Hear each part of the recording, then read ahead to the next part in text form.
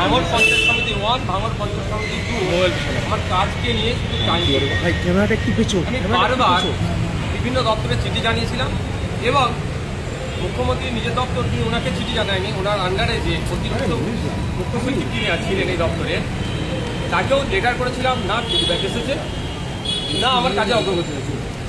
আমি ডিস্ট্রিক্টে ডিপিওল স্যারের মাধ্যমে যেগুলো জমা করেছিলাম তারপরে ডিস্ট্রিক্টে গিয়ে 2.5 বছর ধরে যে কাজ আমাকে দিলাচ্ছে অর্থাৎ 2021-22 অর্থবর্ষের কাজ আমি সম্পূর্ণ হয় না। সেই জন্য ডিস্ট্রিক্টে গিয়ে প্ল্যানটাকে যে বাস্তবায়নকারী যে সমস্যা আছে সেটাকে পরিবর্তন করে আবার বন্ধ করুন না, এটা ইচ্ছে করে করছে, কি করছে ওয়েস্ট বেঙ্গল অ্যাগ্রো কর্পোরেশন যে লিমিটেড যেটা আছে তাদেরকে দিয়েছিলাম।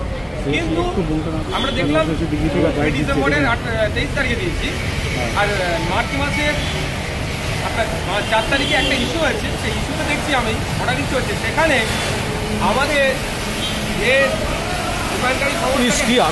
ডিস্ট্রিক্টের একটা অর্ডার হয়েছে, ডিস্ট্রিক্ট থেকে অর্ডার করেছে যেখানে এডিএম ডেভেলপমেন্টের সিগনেচার আছে যে তারা আমার কাজটাকে আবার নতুন পুনরায় আবার সে পঞ্চায়েত সমিতির হাতেই তুলে দিয়েছে। যে পঞ্চায়েত সমিতি আমার 2.5 বছর সময় নষ্ট করেছে আবার তাকে দিয়েছে, আমার সাথে কোনো রকম আলোচনা কোনো রকম জিজ্ঞাসাবাদ না করে। কিন্তু বিউপি গাইডলাইনে আমার সাথে আলোচনা কনসার্ন নিয়ে করতে হবে, এই ধরনের কথা আছে। সেইটার জন্য আজকে বিধানসভা আমি আবারে তুলেছিলাম, ডেপুটি স্পিকার স্যার ছিলেন, কনসার্ন ডিপার্টমেন্টাল মিনিস্টারও ছিলেন, চন্দ্রিমা ম্যাম ছিলেন। আমি জিজ্ঞাসা করেছিলাম যে আমার এই মুহূর্তে করণীয় কি, আমাকে যথাসময় ইউসি দেওয়া হয় না, আমার কাজের গুণগত মান খারাপ হয়েছে এবং আপনার ওখানে নেম প্লেট আসেনি যে আমার ওটা কাজ আমার বিধায়ক ল্যাডের, এতগুলো আমার সাথে অন্যায় হচ্ছে। আমার ভোটারদের কাছে গিয়ে আবার শাসক দলের লোকেরা সেটাকে চমকাচ্ছে, দেখে যে নওশাদ সিদ্দিকী জিতে কিছু কাজ করতে পারেনি। ওই মর্মে আমি জিজ্ঞাসা করলাম তাহলে আমার করণীয় কি বলুন, আমি কি করবো?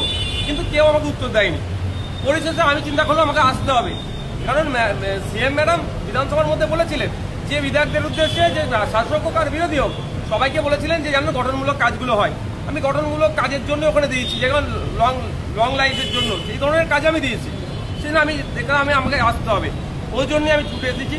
কথা শুনেছি, আমাকে আশ্বস্ত করেছে যে আমি তোমার যে ল্যাডের টাকা আমাকে বলেছে আপনার যে ল্যাডের টাকা আছে যেটা নিয়মের মধ্যে থাকবে সেটা হবে, কোনো ডিস্টার্ব হবে না, আমাকে আশ্বস্ত করেছে। এবার দেখার বিষয় আমি সর্বোচ্চ জায়গায় এসেছি, এরপরেও যদি না আমার কাজ ঠিকঠাক করায় তাহলে আর কিছু বলার নাই। তখন আমি বলছি এখানে বলে যাচ্ছি তাহলে আমি আমার গার্জের টাকা থেকে বাড়ি থেকে টাকা নিয়ে এসে 3 কোটি টাকা খরচ করার আমার সেই ক্যাপাসিটি আমার আছে, আমি সেই টাকা করছি। দেখুন একটা কথা বলি, ইতিপূর্বে আমি এসেছিলাম 2023-এ পঞ্চায়েত নির্বাচনের সময়, সেই সময় আমি অ্যাপয়েন্টমেন্ট করেছিলাম।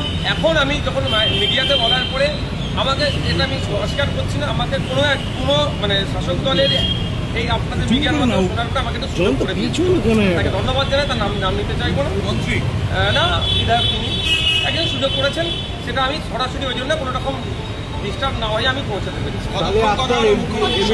দেখুন আমার বেশিক্ষণ কথা হয়নি, কারণ আমাকে যখন পৌঁছাবার টাইম দিয়েছিল 5:30টার দিকে, আমি অনেক আগেই চলে এসেছিলাম। তবে আমার মোটামুটি যেগুলো বিষয়গুলো ছিল সেগুলি আমি উত্থাপন। মানে আপনার এমএলএ টাকা ঠিকঠাক করে খরচ করতে পারছেন না, কোন ধরনের কাজ কমতে আছে মুখ্যমন্ত্রী যে উনি আমাকে কিন্তু উনি বলেছেন যে না, যে সিস্টেম যেটা আছে তোমার সাথে যদি ইনজাস্টিস মানে তোমার যে ভিআইপি গাইডলাইনের বাইরে গিয়ে কোনো কাজ হবে না। আমি গাইডলাইন উল্লেখ করে দিয়েছি যে গাইডলাইনে এরকম বলা আছে, এই আছে, যদি ইমপ্লিমেন্টেশন এজেন্সিকেও চেঞ্জ করার দরকার হয় সেখানে সেখানে কনসার্ন আপনার এমএলএ কনসার্ন চাই। দুর্ভাগ্য বিষয়ে সেখানে কনসার্ন করে কোনো আলোচনাই করেনি, মিনিমাম মাইকটুকু করেনি। মাইক তুলতে বলে আমি আপনাকে কি রাজনৈতিকভাবে বাধা দেওয়া হচ্ছে না পুরোটাই প্রশাসনিক? দেখুন আমি তো বাধার সম্মুখীন হচ্ছি প্রশাসনিক। আমি কাজ না, আমি ওটা তো এবার কার সুযোগ আছে সেটা আমি বিতর্কে জড়াবো না। আমি কাজ জমা দিয়েছিলাম ডিস্ট্রিক্ট প্ল্যানিং অফিসারের কাছে। ডিস্ট্রিক্ট প্ল্যানিং অফিসারের কাজ হচ্ছে আমার কাজটাকে যথাযথভাবে এগিয়ে নিয়ে যাওয়া এবং সেটাকে এডিএম ডেভেলপমেন্টের মাধ্যমে করা। কিন্তু দুর্ভাগ্যের বিষয় আমাকে আবার সেই রূপান্তরী সংস্থা আবার ভাঙর পঞ্চায়েত সমিতি 1, পঞ্চায়েত সমিতি 2 এর হাতে দিল। এই ভাঙর পঞ্চায়েত সমিতি 2 আমার 2.5 বছর নষ্ট করেছে। তাহলে রাজনৈতিকভাবে আপনার কোনো অসুবিধা হচ্ছে না? না, রাজনৈতিক ওদেরকে কে কন্ট্রোল করছে সেই বিতর্কে আমি জড়াতে চাইছি না, আমার চাই কাজ। আমি যদি আমার রাজনৈতিক বলি আমার এই কাজটা যদি বন্ধ হয়ে যায় বিপদ হয়ে যাবে। কবে তৃণমূলে জয়েন করছে? কবে তৃণমূলে জয়েন করছি? আমার নিজের একটা পার্টি আছে, পার্টির আমি একটা চেয়ারম্যান। 4 বছর ধরে 42 দিন জেল কেটে 13খানা কেস মাথায় নিয়ে ঘুরছি, এটা মাথায় রাখবেন। কোশ্চেন করার আপনার রাইট আছে, এমন কোশ্চেন করে ফেলবেন না পাবলিক, আপনার অন্য সাংবাদিক না হিসাবে। কতক্ষণের বৈঠক হলো? 15 মিনিট হবে। ইফতার? আমার সাথে পানির বোতল থাকে। Thank you. ঠিক আছে, thank you. Thank you. Thank you. শুনুন আপনি